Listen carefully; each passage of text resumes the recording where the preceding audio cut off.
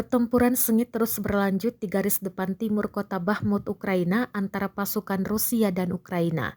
Diketahui kawasan Bakhmut telah menjadi medan perang panas di mana unit-unit Rusia didukung oleh tentara bayaran dari grup Wagner telah berjuang merebutnya dari tentara Ukraina.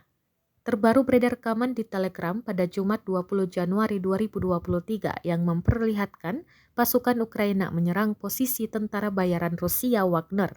Pasukan Kiev tampak kompak menggunakan peluncur roket RPG. Terdengar pula suara tembakan balasan yang diduga berasal dari pasukan Rusia. Diketahui pula Rusia mengklaim kemajuan di medan perang tersebut saat Sekutu Barat Ukraina bertemu di Jerman untuk membahas peningkatan dukungan militer mereka. Российской Федерации Ростовские поражены 83 артиллерийских подразделений вооруженных сил Украины на огневых позициях. Живая сила и военная техника в 107 районах. В районах населенных пунктов часов и Газетской области.